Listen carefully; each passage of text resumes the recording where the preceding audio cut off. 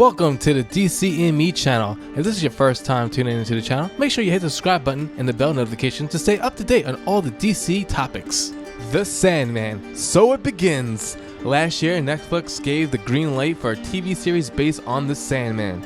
Neil Gaiman's popular fantasy series then helped launch the Vertigo comic book imprint and define a new era of boundary-pushing titles from DC. The series started filming last year, though news on the show was sparse and the cast remained unknown until now.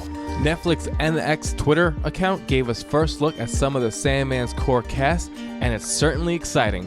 What's exciting about the cast so far is how well it's mixed comic book faithfulness with new visions for the characters. Several characters are gender bent from the comics, if characters like Lucid and Lucifer even have genders. But let's be real, there's no reason to think that they do. But with that in mind, it's hard not to get excited at the prospect of Gwendolyn Christie as Lucifer. She does have a bare resemblance to Lucifer in the comics, while playing the Morning Star will likely give us a chance to see a side of the actress that we've never actually really seen before.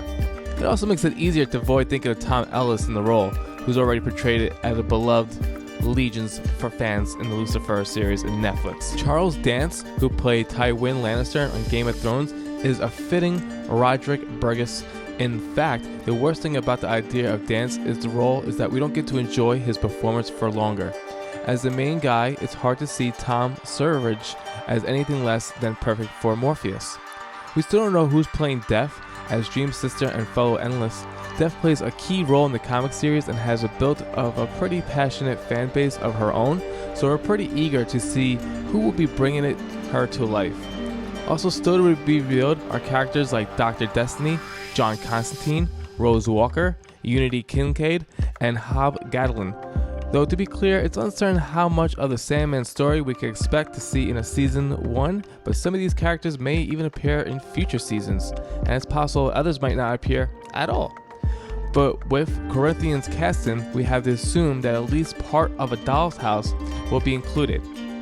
Gaiman has told us that unlike the Sandman audio production, the Netflix series will be making some changes from the source material. One of the biggest is set in the series in the present day, rather than having it in the late 80s or even the early 90s of when it was originally written. While the Sandman comic was undeniably groundbreaking at the time, attitudes and styles have been changed, so it'll be interesting to see how that might impact Dream's story. So let's take a recap of who has been casted so far. Tom Sturridge is Dream, Lord of the Dreaming. Vivian Champong is Lucien, Librarian of the Dreaming. Charles Dance is Roderick Burgess, charlatan and musician. Sanjeev Bhaskar is Cain, the first predator. Asim Chaudhry is Abel, the first victim. Boyd Holbrook is the Corinthian, an escaped nightmare. And Gwendolyn Christie is Lucifer, ruler of hell. Neil Gaiman was asked why the two Netflix shows wouldn't cross over. Gaiman then explained that the spin-off comics about Lucifer and the show have diverged from Sandman. The theology and the cosmogony of Lucifer is a long way from Sandman. It's inspired by Sandman, but you can't easily retrofit the Lucifer version to get back to Sandman, if you see what I mean. It seemed easier and more fun to have the Sandman version of Lucifer be, well, much more closer to the Sandman version of Lucifer.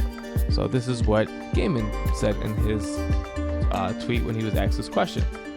Although Lucifer is an ancient biblical figure, he was first employed as a DC character through the imprint label Vertigo, appearing in the first arc of The Sandman in 1989. The popularity of Gaiman and Lucifer led him to receiving a spin-off title, which was written by Mike Carey, which is the primary source for the TV show that's starring Tom Ellis. Netflix The Sandman does not have a release date yet, but what do you think of the cast so far? Let us know what you think down below. Do you think a female Lucifer is a good fit, or do you think that it should have been maybe recasted with Tom Ellis or somebody else to play Lucifer? But I'm curious what you guys think.